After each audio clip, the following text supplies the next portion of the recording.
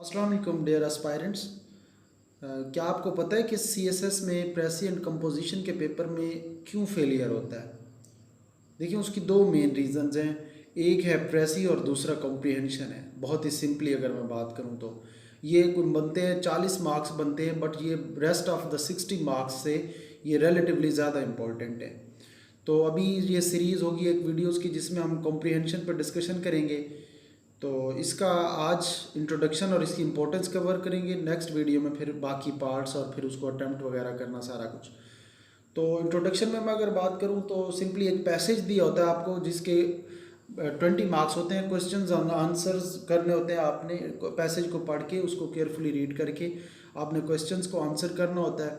और 4 क्वेश्चंस होंगे तो ऑब्वियसली 5-5 मार्क्स ईच क्वेश्चन। और अगर 4 क्वेश्चंस होंगे तो उनके 5-5 मार्क्स होंगे।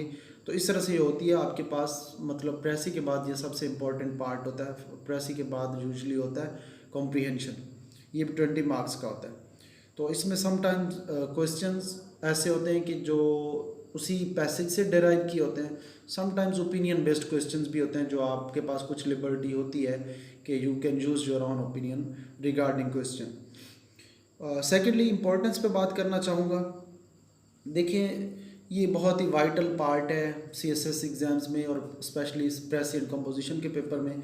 और मेनली फेलियर मैं पहले ही शुरू में ही बता चुका हूँ कि इन्हीं दो प्रेसी और कॉम्प्रिहेंशन की वजह से हो रहा होता है।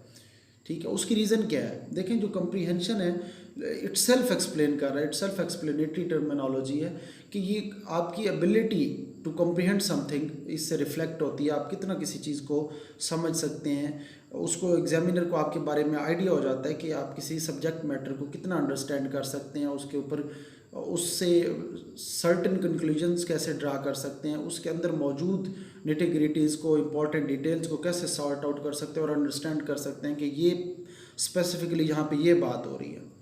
तो अल्टीमेटली ये ज़ाहिर है फेल या पास दोनों की तरफ लीड कर सकता है। अगर आप अच्छे अटैम्प्ट करके हैं तो 20 मार्क्स भी हैं और ओवरऑल अच्छा इंप्रेशन भी है, क्योंकि उनके लिए ये बहुत वाइटल पार्ट है, इसलिए अच्छा इंप्रेशन भी है और ओवरऑल गुड स्कोर भी हो सकता है। उससे 5 मार्क्स भी, फॉर एग्जांपल आप if you are able to fetch more than other people, तो वो आपके लिए बेनिफिशियल हो सकते हैं ओवरऑल एलोकेशन में भी और बाकी पॉइंट ऑफ व्यू से भी।